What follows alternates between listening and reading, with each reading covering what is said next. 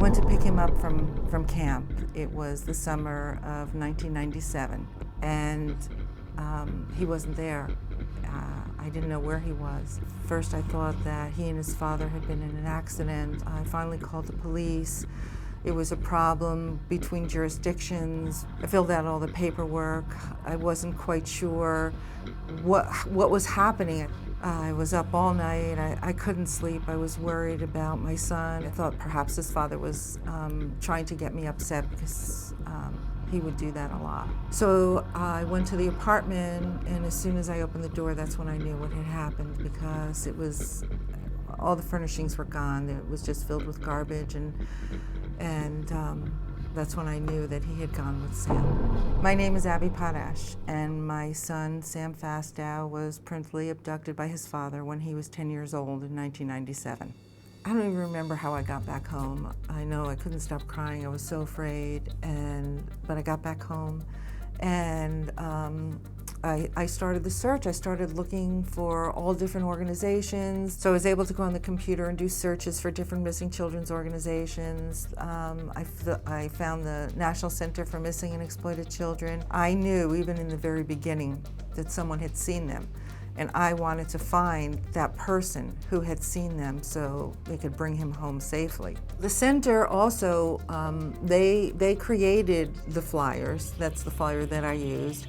The case manager worked with my detective from the law enforcement and followed up on all kinds of leads, and the leads would come in through the National Center, and they would go to my local law enforcement. They work very hard. They're very passionate about trying to find children. Make sure that you have a good, current, full-face photo of your child, well lit, a portrait-type photo. Make sure that you have all the information about your child, key marks and scars and attributes. I'm Ernie Allen. I'm the president of the National Center for Missing and Exploited Children. If you can't find your child, check the obvious places quickly, but don't waste much time. Call the police. Call the police and insist that they take a report, and then call us at the National Center for Missing and Exploited Children at 1-800-THE-LOST. People think that parental abduction is about which parent the child should be with, but that's not the case at all.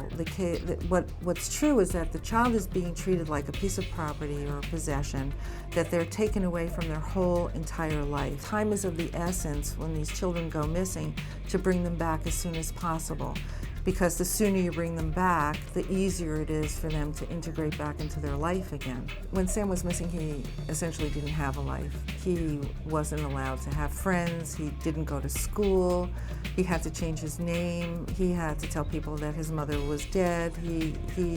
His whole identity was severed. What happened was, I don't know if you've ever received the postcard in the mail with a picture of a child who's missing and the abductor, if known, and then on the other side it's an advertisement.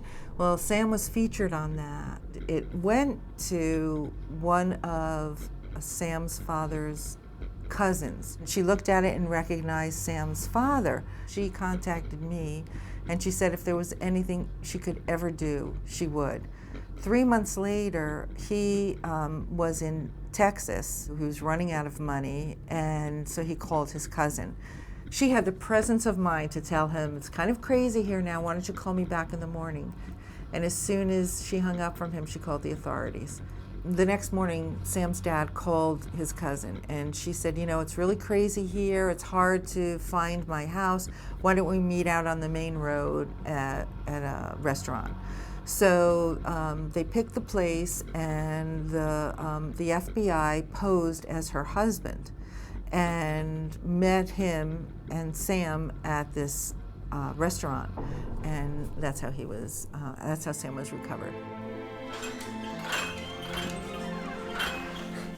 It was very challenging for Sam to readjust because he was not the same child as he was when he was taken.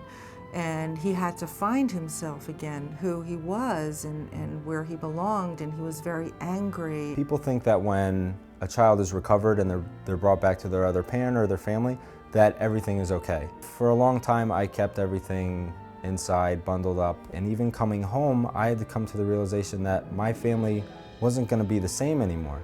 I had one parent now, and only one parent that I felt that I could trust, and it took me a very long time for me to even trust my mom once I came home. Team Hope is a program of the National Center for Missing and Exploited Children, a volunteer-based peer support network.